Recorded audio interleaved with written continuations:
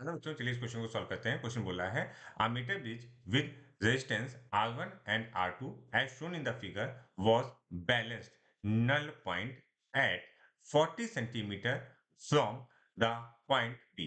तो ये जो P से 40 सेंटीमीटर पर हमारा बैलेंस पॉइंट है इस पर्टिकुलर सिचुएशन पे। Okay, the null point changes to 50 centimetre from the point P when 16 ohm resistance is connected in parallel to R2। Okay, the value of resistance R1 and R2। Okay, तो हमको R1 और R2 की value find out करनी है, तो इसको solve करते हैं नेक्स्ट पेज पे तो ज्यादा बेटर रहेगा। तो देखिए यहाँ पर जो दिया हुआ है पहली सिचुएशन के अकॉर्डिंग ये हमें 40 दिया हुआ है और मीटर ब्रिज है, तो इसका मतलब यहाँ से यहाँ तक का जो डिस्टेंस होगा दैट इज 60। ठीक है, तो अगर हम अपना कॉन्सेप्ट लगाएं जिसे हम लोग मीटर ब्रिज का कॉन्सेप्ट कहते हैं, व्हीट स्टोन ब्रिज का कॉन्सेप्ट कहते हैं, उसी को हम यहाँ पर अप्लाई करते हैं।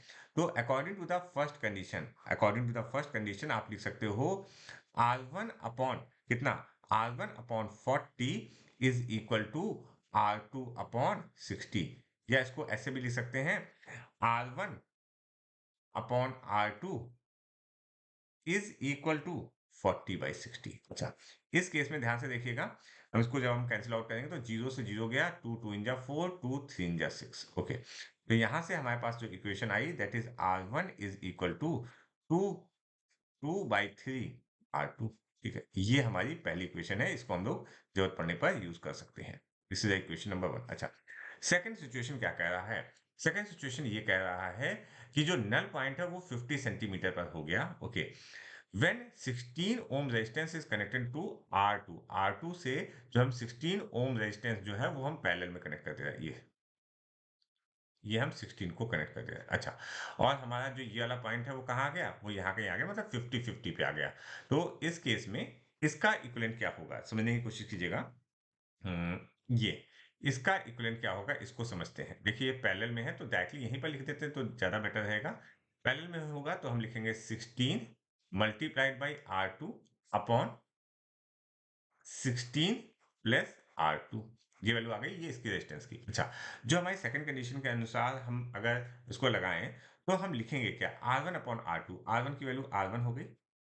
ओके, R2 की वैल्यू क्या है, R2 की वैल्यू है 16 R2 मल्टीप्लाइड बाई, क्योंकि ये वाला टर्म जो है वो ऊपर चला जाएगा, इन ब्रैकेट हम लिखेंगे 16 plus R2 is equal to 50/50।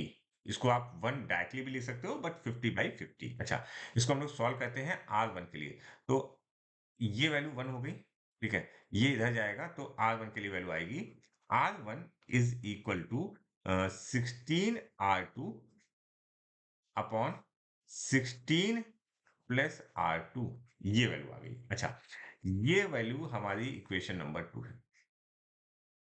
अगर हम इन दोनों को कंपेयर कर दें, कौन कौन सी, इक्वेशन 1 और इक्वेशन 2 को अगर हम कंपेयर कर दें, मीन्स ये 2/3 R2 यहाँ पर मैं लिखता हूं, अगर देखो ऐसे लिखते हैं 2/3 R2 is equal to 16 R2 upon 16 plus R2। अच्छा, 2 8 इन जा 16, ऐसे इसको कैंसिल कर देते हैं, 2 8 इन जा 16 हुआ। तो यहाँ पर देखिए हमारे पास जो वैल्यूज बचेंगी उनको हम लोग ध्यान से देखते हैं।